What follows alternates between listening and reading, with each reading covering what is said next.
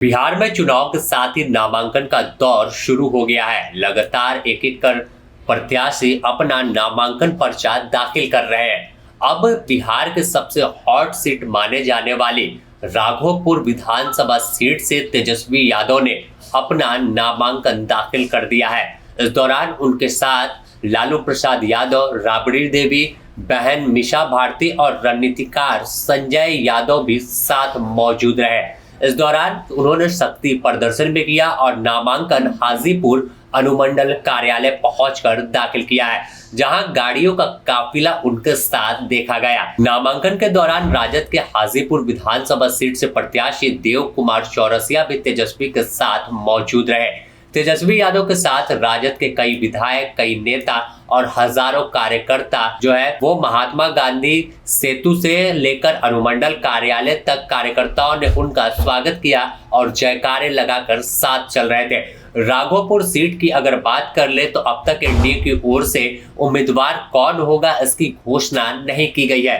हालांकि माना जा रहा है कि जल्द ही जब प्रेस वार्ता गठबंधन के साथ होगी एनडीए गठबंधन की, तो पिछली बार 2020 के विधानसभा चुनाव में तेजस्वी यादव को इसी सीट पर जीत मिली थी, तो उनके सामने एनडीए से सतीश यादव उम्मीदवार थे। लेकिन इस बार हो सकता है कि सतीश यादव की जगह किसी और पर दाव खेल सकती है। अब देखना होगा कि आखिर किस तरह का माहौल इस सीट पर बनता है और पिछले चुनाव के मुकाबले इस बार किस तरह का एनडीए माहौल तैयार कर पाती है, क्योंकि इस सीट पर पूरे बिहार के साथ साथ आसपास के राज्य की भी नजर है। क्योंकि लालू के लाल तेजस्वी यादव इस सीट पर उम्मीदवार है और सीधे तौर पर दावा कर रहे कि अगर बहुमत पे आते हैं तो फिर सीएम फेस होंगे। तो यहाँ के लोगों में भी एक परसेप्शन बनाने की कोशिश है, जो सीएम फेस की हर जगह चर्चा हो रही है, तो वह वोट सिर्फ एक विधायक चुनने के लिए नहीं बल्कि एक सीएम चुनने के लिए दे रहा है। तो यही परसेप्शन बनाने की कोशिश लगातार राजद की ओर से थी। अब वहां सीट पर तो तेजस्वी यादव की जीत संभव हो पाती है, क्योंकि साफ तौर पर उनका गढ़ माना जाता है। लेकिन पूरे बिहार की तस्वीर क्या होगी यह तो जब चुनाव का परिणाम आएगा वह तय करेगा।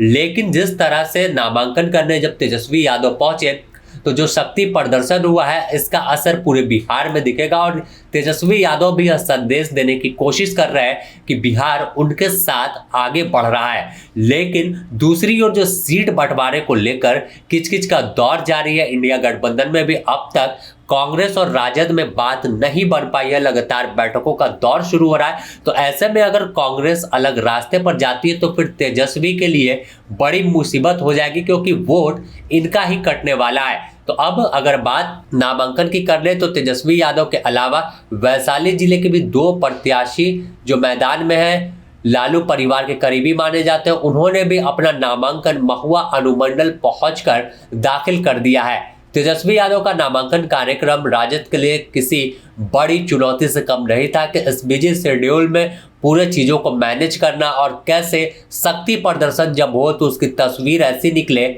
कि पूरा बिहार देखे।